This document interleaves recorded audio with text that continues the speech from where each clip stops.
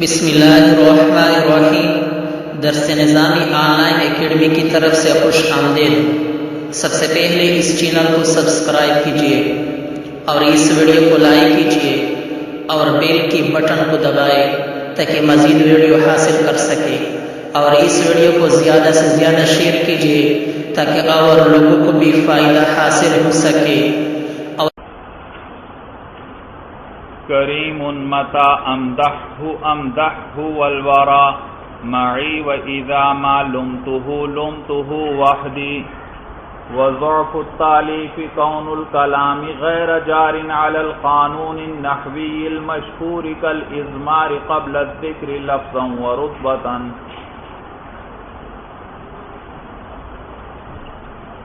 بھئی علم بلاغت ہم پڑھ رہے ہیں، اور آپ نے پڑھا کہ یہ دراصل 3 علوم کا مجموعہ ہے: علم معانی، علم بیان اور علم بدیع۔ بھائی سب سے پہلے ان مقدمہ میں فصاحت کے بارے میں مصنفین نے ہمیں بتلانا شروع کیا اور بتلایا تھا کہ فصاحت جو ہے اس کے عربی زبان میں کئی معانی آتے ہیں، لیکن ہر معنی کے اندر ظہور پایا جائے گا، یعنی ہر معنی میں ظہور پر دلالت ہوگی۔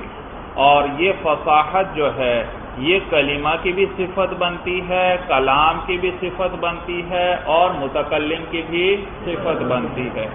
پھر اس کے بعد فصاحت فی الکلمہ کے بارے میں ہم نے پڑھنا شروع کیا تھا، اور آپ نے پڑھا کہ کلمہ فصیح تب ہوگا جب وہ 3 عیبوں سے خالی ہو۔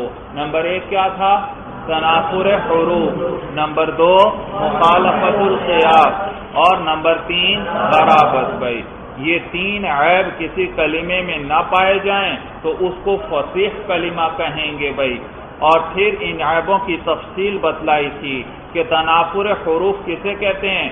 کہ کلمے کے اندر ایسے حروف جمع ہو جائیں جس کی وجہ سے اس کی ادائیگی زبان پر ثقیل ہو جائے، مشکل ہو جائے، بھائی نرمی اور روانی سے وہ ادا نہ ہو سکے، تو یہ ہے تنافر حروف۔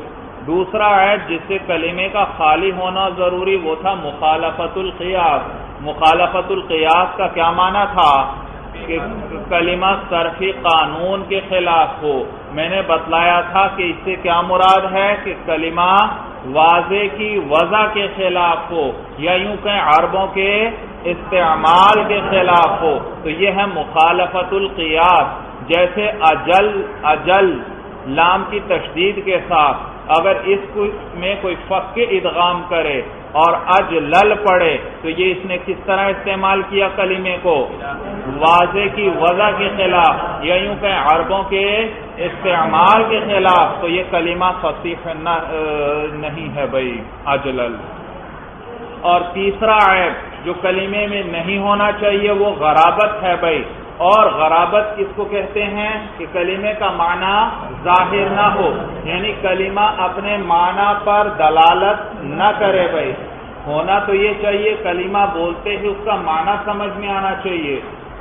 اور بات ہماری ہی چل رہی عرب العربہ، خالص عربوں کی بات چل رہی ہے، کیونکہ کلام عرب کے ہم یہ قوانین پڑھ رہے ہیں بھائی۔ عربی کلمہ خالص عربوں کے سامنے آتا ہے اور انہیں اس لفظ کے معنی کا پتہ نہیں چلتا، معلوم ہوا اس کلمے میں کیا ہے؟ غرابت والا عیب پایا جا رہا ہے، یہ اپنے معنی پر صحیح دلالت نہیں کر رہا۔ پھر غرابت آپ نے پڑھا کہ 2 قسم پر ہے۔ بعض کلمے ایسے ہوں گے کہ ان کا معنی جاننے کے لیے خالص عربوں کو بھی لغت کی کتابوں کی طرف رجوع کرنا پڑے گا، اس لیے کیونکہ وہ کلمہ ہے تو عربی لیکن اتنا قلیل استعمال ہوتا ہے کہ عام خالص عربوں کو بھی اس کے معنی کا پتہ نہیں چلتا۔ اور دوسری غرابت کی قسم یہ کہ لغت کی کتابوں میں بھی وہ کلمہ نہیں ملتا، کیونکہ عربوں نے کبھی وہ کلمہ اس سے پہلے استعمال ہی نہیں کیا بھائی۔ پھر اس کے بعد فصاحت فی الکلام کی بحث ہم نے شروع کی تھی۔ مصنفین رحمہم اللہ نے آپ کو بتلایا کہ فصاحت فی الکلام یعنی کلام کے فصیح ہونے کے لیے اس کا بھی 3 عیوب سے خالی ہونا ضروری ہے۔ نمبر 1 تنافر کلمات، نمبر 2 ضعف تعلیم، نمبر 3 تعقید۔ یہ تین عیب نہیں ہونے چاہیے کلام میں، اور ایک چوتھی چیز ہے وہ ہونی چاہیے، وہ کیا؟ مع فصاحت کلماتی ہی، اس کے سارے کلمات فصیح ہونے چاہیے بھائی۔ تو تین عیب نہ ہوں اور ایک چوتھی چیز ہے وہ ہونی چاہیے۔ تین عیب کون کون سے؟ تنافر کلمات، ضعف تعلیف اور تاخیر۔ تنافر کلمات کس کو کہتے تھے؟ کہ ایسے کلمے جمع ہو جائیں کلام کے اندر کہ جن میں سے ہر کلمہ ویسے تو خود فصیح ہے، لیکن جب وہ اکٹھے ہو گئے تو اب ان کی ادائیگی زبان پر ثقیل ہو گئی، دشوار ہو گئی، تو یہ ہے تنافر کلمات۔ اور ضعف تعلیف میں نے بتلایا تھا کہ کلام مشہور نحوی قانون کے خلاف ہو گئی ترکیب اس کی، اور تحقیق کے کلام کی دلالت اپنے معنی مراد پر واضح نہ ہو گئی، اپنے معنی مراد پر کلام کی دلالت واضح نہ ہو۔ تو گزشتہ سبق کے آخر میں ہم تنافر کلمات کی مثالیں پڑھ رہے تھے۔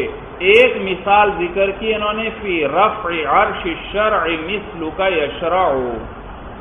اب دیکھیے رفع، عرش اور شرع، یہ تین لفظ، ان میں سے ہر کلمہ فصیح ہے، ہر لفظ فصیح ہے، لیکن جب اکٹھے ہو گئے تو اب زبان پر اس کلام کی ادائیگی دشوار ہو گئی، مشکل ہو گئی، تو یہ کلام کیا ہوا؟ فصاحت سے خارج ہو گیا، اس میں عیب آ گیا تنافر کلمات کا۔ اور دوسری مثال ذکر کی تھی، وَلَيْسَ قُرْبَ قَبْرِ حَرْبٍ قَبْرُ، یہاں پر بھی قرب، قبر، حرب یہ لفظ اکٹھے ہوئے، اب ان میں سے ہر لفظ فصیح ہے، لیکن جب اکٹھے ہوئے تو اب زبان پر ان کی ادائیگی مشکل ہو گئی، تو تنافر کلمات کا عیب آیا، اور یہ کلام کیا ہوا؟ فصاحت سے خارج ہوا، فصاحت سے نکل گیا۔ اس شعر کی تفصیل بیان ہو رہی تھی، میں نے بتلایا کہ کہتے ہیں یہ جنات کا شعر ہے بھائی، اور یہ جنات نے حرب ابن امیہ کے بارے میں کہا، اور حرب ابن امیہ یہ والد ہیں حضرت ابو سفیان رضی اللہ تعالیٰ عنہ کے، اور دادا ہیں کاتب وحی حضرت معاویہ رضی اللہ تعالیٰ عنہ کے۔ اور میں نے بتلایا تھا کہ یہ کہیں سفر میں جا رہے تھے، اور کہیں کوئی جن وغیرہ جو تھا سانپ کی صورت میں تھا، انہوں نے اس کو قتل کر دیا یا زخمی کر دیا، تو جنات نے بدلے کے طور پر ان پر حملہ کیا اور ان کو قتل کر ڈالا، تو وہیں جنگل میں ویرانے کے اندر ان کی قبر بنی، اور جنات نے یہ شعر کہا بھائی کہ حرب کی قبر کہاں پر ہے؟ بمکان قفر، بے آب و گیا جگہ پر ہے، جہاں نہ پانی ہے نہ سبزہ ہے، اور ولیس قرب قبر حرب قبر، اور نہیں ہے حرب کی قبر کے قریب کوئی اور قبر، بالکل ویرانے میں اس کی قبر ہے۔ یہ تو ایک مختصر واقعہ تھا بھائی۔ اس سلسلے میں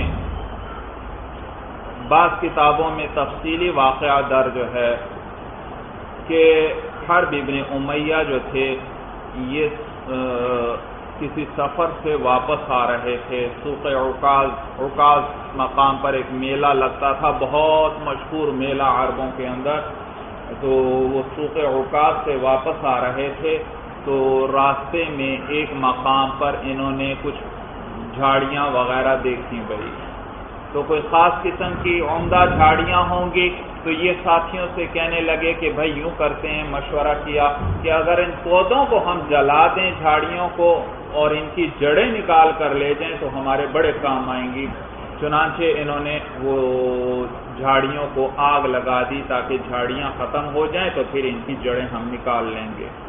کہتے ہیں جب جھاڑیوں کو انہوں نے آگ لگا دی، آہستہ آہستہ آگ پھیلنے لگی، تو جھاڑیوں میں سے سسکیوں کی آوازیں آنے لگیں بھائی، پھر آہستہ آہستہ وہ سسکیاں بڑھنے لگیں اور چیخو پکار شروع ہو گئی بھائی۔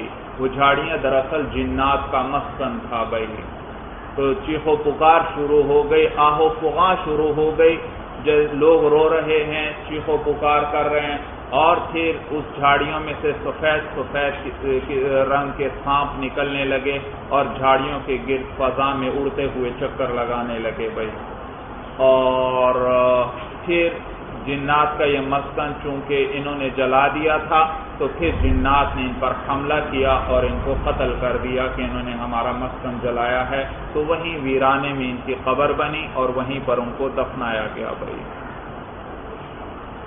اسی طرح اسی قسم کا ایک اور ذرا مختلف واقعہ ہے، تاریخ ابن کثیر میں بھی لکھا ہے بھائی، تاریخ ابن کثیر میں جلد 2 صفحہ 227 پر لکھا ہے کہ یہ ایک سفر پر جا رہے تھے حرب ابن امیہ بھائی، اور بھی بہت سے ساتھی ہمراہ تھے، بڑا قافلہ تھا، سفر پر جا رہے ہیں، تو حرب ابن امیہ نے کسی سانپ کو قتل کر دیا اور وہ سانپ جن تھا۔ جب اس کو قتل کر دیا تھوڑا سا آگے چلے تو پیچھے ایک جنیہ عورت ظاہر ہوئی گئی جو ان لوگوں کو برا بھلا کہہ رہی تھی، اور پھر اس کے ہاتھ میں لاٹھی تھی، خوب برا بھلا کہنے کے بعد اس نے زور سے اپنی لاٹھی زمین پر ماری گئی۔ یہ بڑا قافلہ تھا، ان کے پاس سینکڑوں اونٹ تھے بھائی، جیسے ہی اس نے اپنی لاٹھی زور سے زمین پر ماری سارے اونٹ بدک گئے بھائی، جس کا جس طرف کو منہ ہوا بھاگ نکلا بھائی۔ بڑی تعداد میں اونٹ تھے، یہ لوگ تو عجیب مصیبت میں پڑ گئے، بڑی مشکل سے اونٹوں کو پھر پکڑا، اکٹھا کر کے چل پڑے۔ تھوڑا سا ہی دور گئے تھے، پھر وہی عورت ظاہر ہوئی، پھر ان لوگوں کو برا بھلا کہنے لگی، اور پھر اس نے زور سے لاٹھی اپنی زمین پر ماری، پھر سارے اونٹ بدک گئے، ادھر ادھر بھاگ نکلے۔ انہوں نے پھر اونٹوں کو بڑی مشکل سے اکٹھا کیا، تھوڑا سا ہی چلے تھے کہ پھر دوبارہ وہ ظاہر ہوئی اسی طرح، اور برا بھلا کہا، زور سے لاٹھی ماری، اونٹ پھر بدک کر بھاگ نکلے۔ تو وہ جب جمع کرتے کچھ چلتے وہ پھر ظاہر ہوتی۔ اب یہ لوگ عجیب مصیبت میں پڑ گئے کہ کریں تو کیا کریں بھائی، کچھ سمجھ میں نہیں آ رہا، عذاب میں پڑ گئے یہ سارے لوگ بھائی۔ خیر شام کے قریب دور ان کو ایک جگہ آگ جلتی ہوئی نظر آئی، اور تو یہ اس آگ کی طرف گئے کہ شاید کوئی مدد کرنے والا مل جائے، کوئی صورت ایسی ہو جائے کہ اس تکلیف اور پریشانی سے ہماری جان چھوٹ جائے۔ اس آگ کے قریب گئے تو وہاں ایک بہت بوڑھا شخص بیٹھا ہوا تھا، اور شاید غالباً وہ بھی جن تھا بھائی۔ تو وہ اس کے پاس گئے اور اس کے سامنے سارا ماجرا سنایا کہ اس طرح ہوا ہے، اب ہم عجیب مصیبت میں پھنس گئے، جان ہماری نہیں چھوٹ رہی، کوئی صورت دکھائی نہیں دیتی، کیسے اسے پیچھا چھڑائیں اس جنیہ عورت سے۔ تو اس نے کہا، اس بوڑھے نے، کہ اس دفعہ جب وہ عورت ظاہر ہو تو تم کہہ دینا بسمک اللہم، بسمک اللہم، تو اس دفعہ جب وہ جنی عورت ظاہر ہو تو تم بسمک اللہم کہہ دینا۔ چنانچہ اس مرتبہ جب وہ عورت ظاہر ہوئی تو انہوں نے ان میں جو امیہ ابن ابی صلت، ایک بڑا مشہور شاعر اور سردار گزرا ہے عرب کا، تو اس نے زور سے کہا بسمک اللہم، بسمک اللہم کہتے ہی وہ عورت جنیہ بھاگ گئی بھائی۔ لیکن پھر مڑ کر جنات نے حملہ کیا، اور وہ حرب ابن امیہ جس نے اس سانپ کو قتل کیا تھا اس کو قتل کر ڈالا، اور اس کے بعد پھر نہیں آئے بھائی۔ تو یہ حرب ابن امیہ، اس کی قبر جو ہے وہیں پر ویرانے میں بنی، اور پھر اس پر انہوں نے یہ شعر کہا بھائی۔ تو بات کہتے ہیں یہ جنات کا شعر ہے بھائی۔ اب آگے دیکھیے کتاب پر بھائی، کریم متا امدح والورا معی و اذا ما لمتہ وحدی۔ کریم، شاعر کسی کی تعریف کر رہا ہے، مدح بیان کر رہا ہے۔ کریم کا یاد رکھیے عربی میں یہ لفظ آئے تو اس کے معنی سخی کے بھی کرنا صحیح، اسی طرح اس کے معنی معزز کے بھی ہیں بھائی، معزز۔ کریم، وہ ایسا سخی ہے، یا یوں کہیں وہ ایسا معزز ہے۔ متا امدح ہو، جب میں اس کی مدح کرتا ہوں، وہ ایسا سخی آدمی ہے کہ جب میں اس کی مدح کرتا ہوں، امدح ہو تو میں اس کی مدح کرتا ہوں، والورا معی، ورا کہتے ہیں مخلوق کو بھائی، کس کو کہتے ہیں؟ مخلوق. تو میں اس کی مدح کرتا ہوں والورا معی، اس حال میں کہ مخلوق میرے ساتھ ہوتی ہے، یعنی وہ بھی مدح کے اندر میرا ساتھ دیتے ہیں.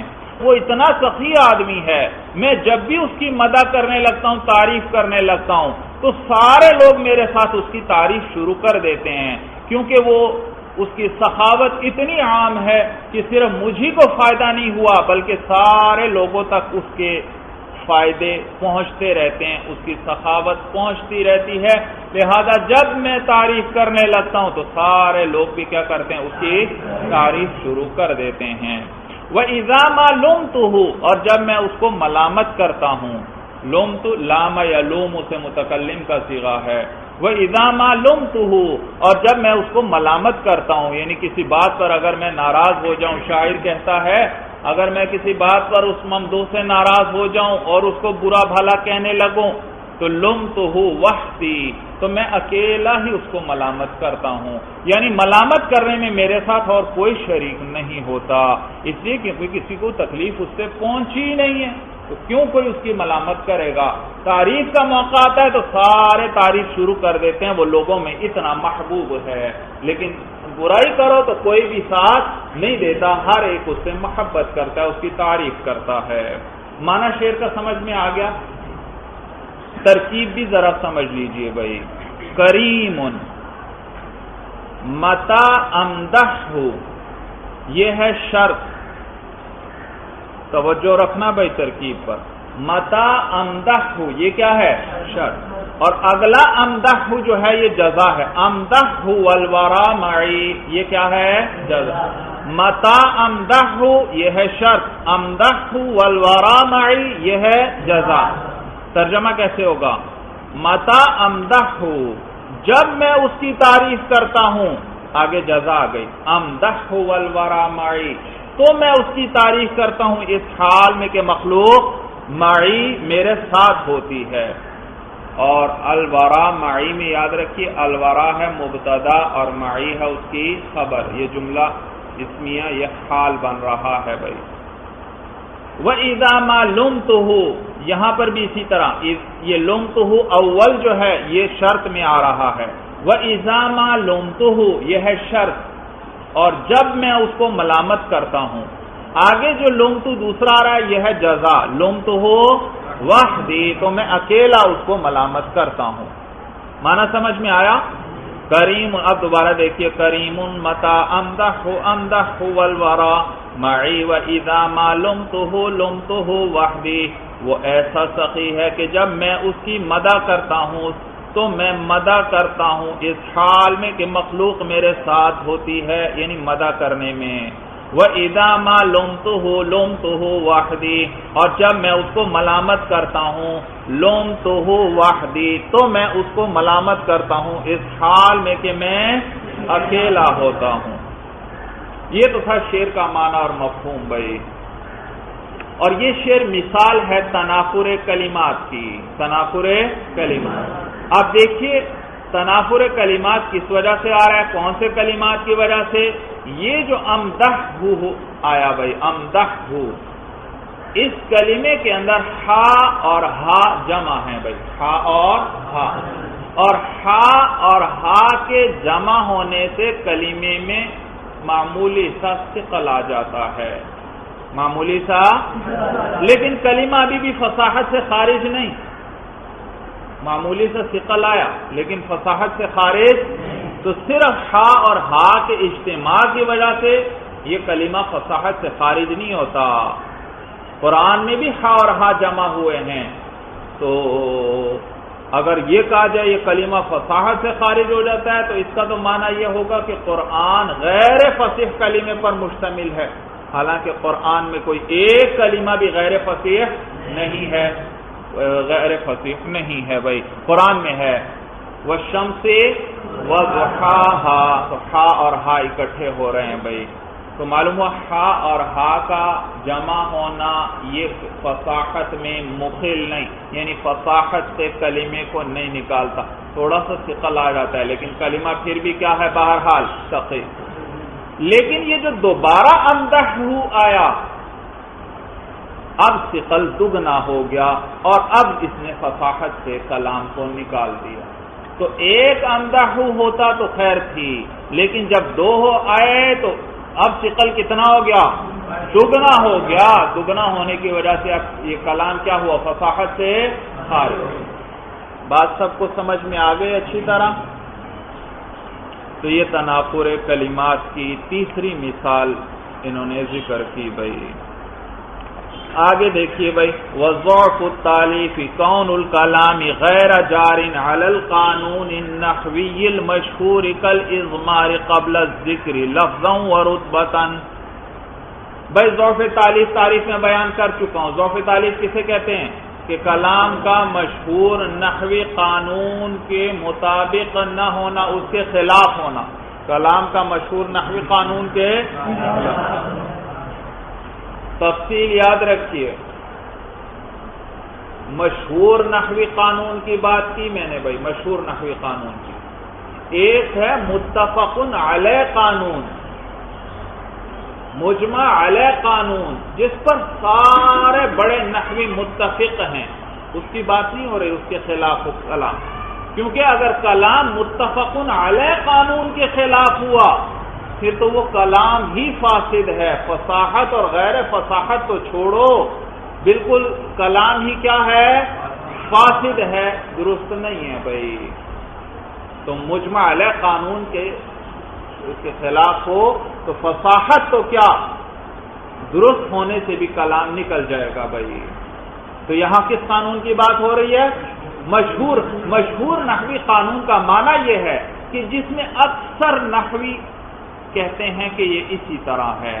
ہاں چند ایک دو تین نے کیا کی ہو، اس کی مخالفت بھی کی ہو، اکثر کا یعنی اس میں اتفاق ہو نحویوں کا کہ یہ بات اسی طرح ہے. اس کو کیا کہیں گے؟ مشہور نحوی قانون.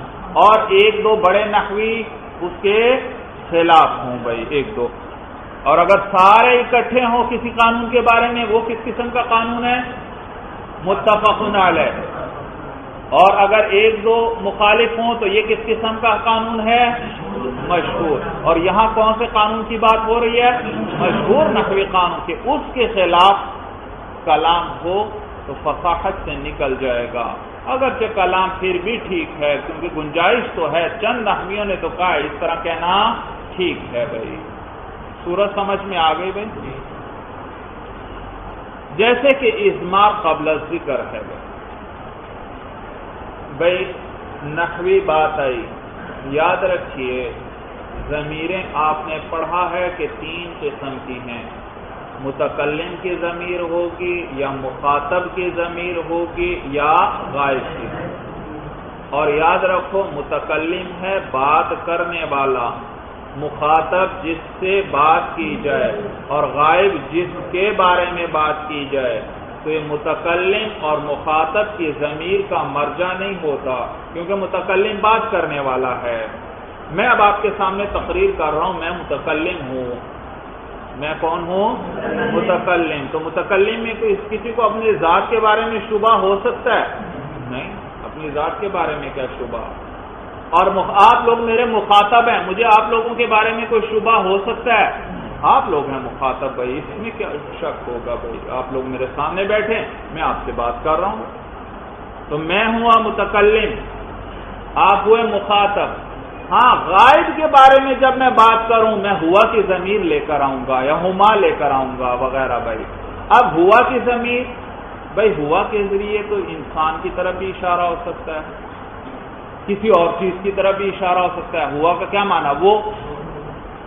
اس کے لیے تعیین ہونی چاہیے. اگر انسان کی طرف بھی اشارہ ہے، کون مراد ہے؟ زید مراد ہے، عمر مراد ہے، بکر مراد ہے، کون مراد ہے؟ تو غائب کی ضمیر کے لیے مرجع چاہیے. متکلم کی ضمیر کے لیے بھی مرجع کی ضرورت نہیں، مخاطب کی ضمیر میں بھی مرجع کی ضرورت نہیں، لیکن غائب کی ضمیر کے لیے ہمیشہ کیا چاہیے؟ مرجع ہونا چاہیے بھائی. تو غائب کی ضمیر ہمیشہ وہاں آئے گی جہاں مرجع مقدم ہو. غائب کی ضمیر کے لیے مرجع کا مقدم ہونا ضروری. غائب کی ضمیر کے لیے مرجع کا مقدم ہونا ضروری، اور یہ مقدم ہونا کبھی لفظاً ہوگا، کبھی معنن ہوگا، کبھی حکمن ہوگا۔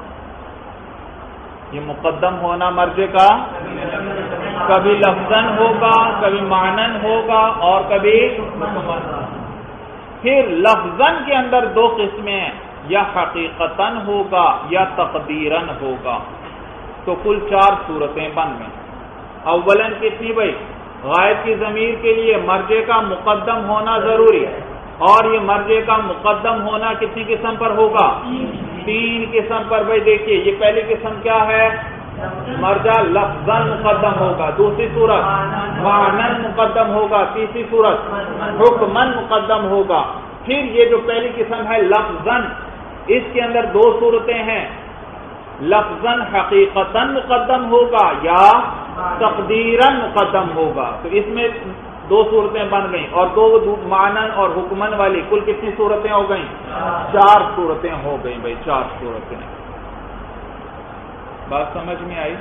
مشکل تو نہیں ہے، آسان سی بات ہے۔ غائب کی ضمیر کے لیے مرجع کا مقدم ہونا ضروری، اور مقدم ہونے کی کتنی صورتیں؟ 3۔ نمبر 1 لفظاً، نمبر 2 معنن، نمبر 3 حکماً۔ لفظاً کے اندر پھر کتنی قسمیں؟ 2 قسمیں، یا لفظاً حقیقتاً ہوگا یا لفظاً تقدیراً ہوگا بھائی۔ اب ان سب کی مثالیں بھی یاد رکھتے جاؤ بھائی۔ ضمیر آئے گی غائب کی، اور اس کا مرجع مقدم ہوگا لفظاً حقیقتاً۔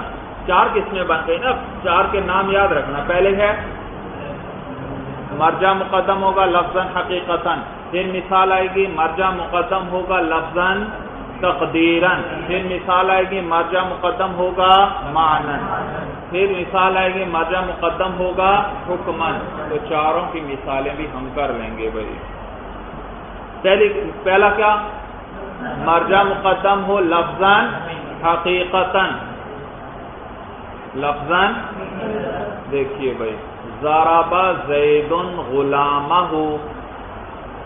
ضرب زید، زید نے پٹائی کی، غلامہ اپنے غلام کی۔ اب یہ غلامہ کے ساتھ ہا ضمیر غائب کی آئی، اور یہ ضمیر راجع ہے لفظ زید کو۔ کس کو؟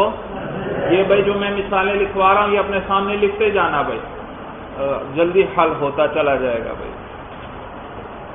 جلدی لکھیے بھائی۔ یہ چیز آپ کو ہر جگہ کام آئے گی بھائی، ہر کتاب میں آپ کو کام آئے گی۔ اوپر لکھ لیجئے، مرجع مقدم ہو کا لفظاً حقیقتاً، مرجع مقدم ہو لفظاً حقیقتاً۔ نمبر 1 دے دیا اس کو، 1 نمبر بھائی۔ 1 نمبر کیا ہے؟ مرجع مقدم ہو لفظاً حقیقتاً۔ مثال اس کی آگے لکھیے، ضرب زید غلامہ، ضرب زید غلامہ، لکھ لیا بھائی۔ اب اس پہ نظر رکھو، دیکھو ترجمہ کیا ہے؟ زید نے پٹائی کی اپنے غلام کی۔ یہ غلامہ کے ساتھ کون سی ضمیر آئی؟ جی غائب کی ضمیر، اور یہ ہا ضمیر کس کو راجع؟ زید کو راجع۔ اور زید ضمیر پر مقدم ہے یا نہیں؟ پہلے آیا نا، مقدم ہے، اور لفظوں میں آیا تو لفظاً ہے، اور حقیقتاً مقدم ہے یا حقیقتاً نہیں مقدم؟ حقیقتاً مقدم ہے۔ آپ نے پہلے زید پر تلفظ کیا یا نہیں کیا؟ تو مرجع لفظوں میں آیا، آپ اس پر باقاعدہ تلفظ کر رہے ہیں۔ لفظاً کا کیا معنی ہے؟ جس پر کیا کیا جائے؟ تلفظ کیا جائے۔ تو تلفظ کیا آپ نے لفظ زید پر، اور حقیقتاً یہ پہلے ہا ضمیر سے پہلے آیا یا نہیں آیا؟ حقیقتاً پہلے یہ آیا ہے بھائی، غلامہ تو ہا ضمیر تو آخر میں جا کر آئی ہے، زید کا لفظ حقیقتاً مقدم ہے اس پر لفظاً بھائی۔ تو یہ کس کی مثال ہوئی؟ مرجع مقدم ہو لفظاً حقیقتاً۔ لفظاً کا کیا معنی؟ کہ اس مرجع پر کیا ہو؟ تلفظ ہے باقاعدہ، زید پر آپ نے کیا کیا ہے؟ باقاعدہ تلفظ کیا ہے۔ اور حقیقتاً یہ مقدم ہے بھائی. دوسری قسم لکھیے بھائی، مرجع مقدم ہو لفظاً تقدیراً. مرجع مقدم ہو لفظاً تقدیراً. بھائی پچھلی مثال میں نے لکھوائی تھی، کیا لکھوائی؟ ضرب زیدن. زیدن پہ تنوین ضرور ڈالنا، پتہ چلے یہ فاعل ہے بھائی، پیش. اور غلامہ میم پر زبر ضرور لکھیے، پتہ چلے یہ مفعول ہے. اب دوسری مثال بعینہ ہی، یہی مثال، یہی اعراب، صرف غلامہ کو زید پر مقدم کر دیں. ضرب غلامہ زیدن. ضرب غلامہ زیدن. اب دیکھیے بھائی ضربہ ترکیب دیکھو بھائی، ضربہ فعل، غلامہ یہ مضاف الیہ ہے بھائی، اور یہ کیا بن رہا ہے جملے میں؟ فاعل بن رہا ہے یا مفعول بن رہا ہے؟ مفعول ہے، تو یہ مقدم ہے. اور زید فاعل ہے، یہ مؤخر ہے بھائی. اب یہ غلامہ کی ہا ضمیر کس کو راجع؟ زید. اور زید لفظ، زید پر تلفظ کر رہے ہیں یا نہیں کر رہے؟ آپ تلفظ کر رہے ہیں، تلفظ ہے.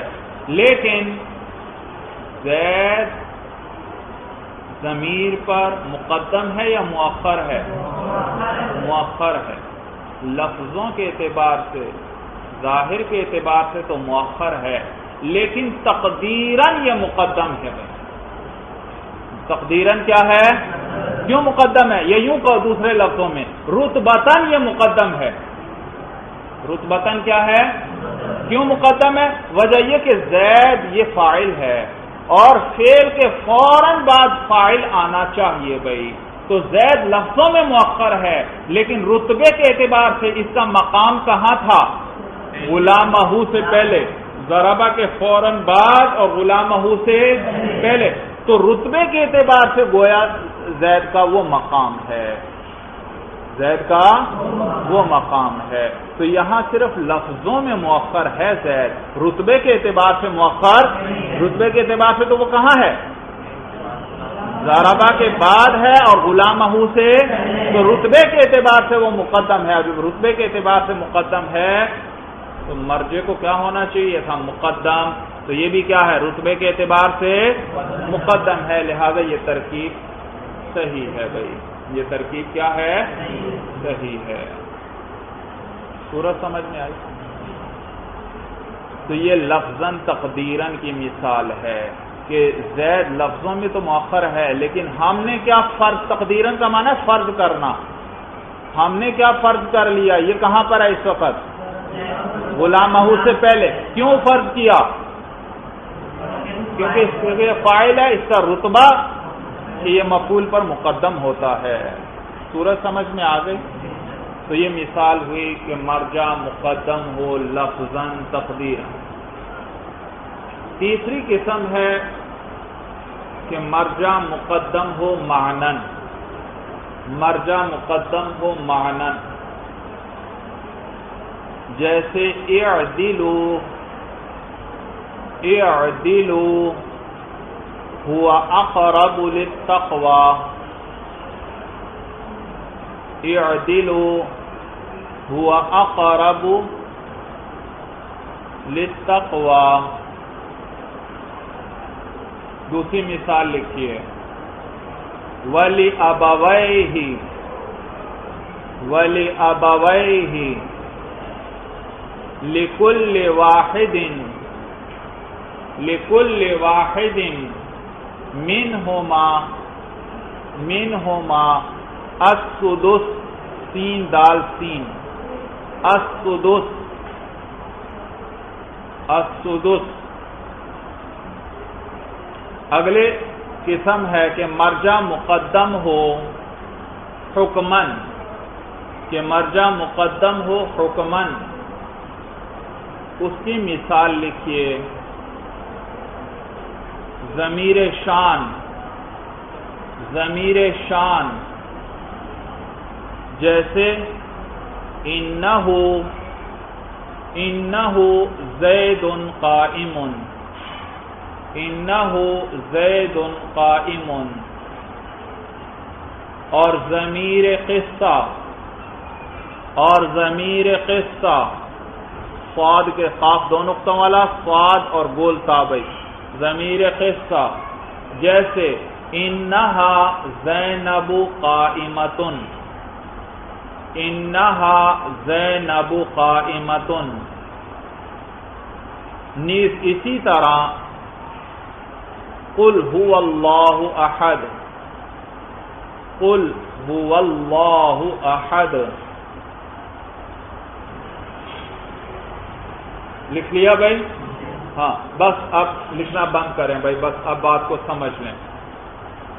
اب تک یہ بات بیان ہوئی کہ غائب کی ضمیر کے لیے ہمیشہ مرجع چاہیے اور مرجع بھی مقدم ہونا چاہیے، اور اس کے مقدم ہونے کی چار صورتیں ہیں بھائی، یا تو لفظاً مقدم ہوگا حقیقتاً، یا لفظاً مقدم ہوگا تقدیراً، یا یوں کہ رتبتاً مقدم ہوگا رتبتاً، یا مرجع کیا ہوگا مقدم ہوگا معناً، یا مرجع مقدم ہوگا حکماً۔ لفظاً تقدیراً اور لفظاً حقیقتاً کی مثالیں گزر گئیں بھائی۔ اب مرجع کبھی مقدم ہوتا ہے معناً، معنی کے اعتبار سے، کس اعتبار سے؟ معنی کے اعتبار سے۔ جیسے اس کی مثال میں نے آپ کو لکھوائی، اعدلو، اعدلو امر ہے، کیا معنی؟ تم لوگ عدل کرو۔ اللہ قرآن میں کیا فرماتے ہیں؟ اعدلو، تم لوگ عدل کرو، ہوا اقرب للتقوی، عدل تقوی کے زیادہ قریب ہے، عدل تقوی کے۔ اب یہ ہوا ضمیر عدل کو راجع ہے، سوال پیدا ہوتا ہے پیچھے تو عدل کا کہیں ذکر نہیں آیا، اعدلو وہ تو فعل ہے بھائی، کیا ہے؟ فعل ہے، بات عدل کی چل رہی ہے، لفظ عدل پیچھے آیا ہے نہیں، تو پیچھے عدل کا لفظ نہیں آیا، تو یہاں جواب کیا دیتے ہیں کہ مرجع معنن مقدم ہے بھائی، یعنی معنی کے اعتبار سے مقدم ہے، یعنی اعدلو بھائی، اعدلو فعل ہے اور ہر فعل کے اندر مصدر کا معنی پایا جاتا ہے بھائی۔ اعدلو کیا معنی؟ عدل کرو، دیکھو عدل آ رہا ہے یا نہیں آیا بھائی؟ تو ہر فعل کے اندر کون سا معنی پایا جاتا ہے؟ مصدری معنی پایا جاتا ہے، تو گویا اعدلو کے ضمن میں عدل گزر چکا، عدل مقدم ہو چکا، تو یہاں مرجع معنن مقدم ہے، مرجع کیا ہے؟ معنن۔ یا اسی طرح جیسے دوسری مثال ہے ولی ابویہ، ابویہ ہا ضمیر راجع ہے میت کو، اور میت کے والدین جو ہیں ان کے لیے مسئلہ میراث کا چل رہا ہے، قرآن میں اللہ فرماتے ہیں، اللہ کیا فرماتے ہیں؟ ولی ابویہ، اور اس میت کے جو والدین ہیں، لکل واحد منہما السدس، ان میں سے ہر ایک کے لیے چھٹا حصہ ہے، میراث میں سے ان کو کتنا ملے گا؟ چھٹا حصہ ملے گا۔ اب سوال پیدا ہوتا ہے ولی ابویہ، ہا ضمیر تو میت کو راجع، اور پیچھے تو میت کا لفظ نہیں گزرا، پیچھے تو میت کا لفظ نہیں گزرا، تو جواب یہ کہ یہاں میت کا ذکر معنوی اعتبار سے گزر چکا، اس لیے کیونکہ بات چل رہی ہے میراث کی، اور میراث وہیں پر تقسیم ہوتی ہے جہاں کیا ہو، پہلے کوئی میت ہو گئی، کسی کا انتقال ہوا ہو گئی، تو یہاں میت لفظوں میں نہیں لیکن معنوی اعتبار سے گویا کہ میت کا پہلے ہی ذکر ہو چکا۔ جب میراث کی بات شروع ہوئی تو گویا کس کا ذکر آ گیا؟ میت کا گویا آ گیا ذکر۔ صورت سمجھ میں آ گئی؟ تو یہاں بھی ہم کہیں گے یہ مرجع یہاں پر مقدم ہے معنن، یعنی معنوی طور پر۔ یا اسی طرح آپ کتابوں میں دیکھتے ہیں، نحو کی کتاب میں پڑھتے پڑھتے اچانک کوئی غائب کی ضمیر آ جائے گی، شرح میں آپ دیکھیں گے شرح والا لکھے گا کہ یہ ضمیر نحویوں کو راجع ہے۔ کس کو راجع؟ نحویوں کو راجع ہے۔ سوال پیدا ہوتا ہے کہ بھئی پیچھے تو نحوی کا کوئی لفظ ہی نہیں آیا، نحو کی کتاب تو ٹھیک ہے لیکن نحویوں کا ذکر تو نہیں آیا پیچھے۔ تو جواب وہ دیتے ہیں کہ بھئی آپ کس چیز کی کتاب پڑھ رہے ہیں؟ نحو کی۔ تو جب نحو کی کتاب پڑھ رہے ہیں تو گویا معنوی طور پر کس کا ذکر ہو گیا؟ علماء نحو کا ذکر ہو چکا ہے بھائی، کیونکہ یہ مسائل کس نے لکھے ہیں؟ علماء نحو ہی نے۔ یا عربی زبان کی کوئی بات چل رہی ہوتی ہے، اچانک وہاں غائب کی ضمیر آ جاتی ہے، اور وہ پھر آپ کو بتلاتے ہیں کہ یہ غائب کی ضمیر عربوں کو راجع ہے۔ کن کو راجع؟ عرب۔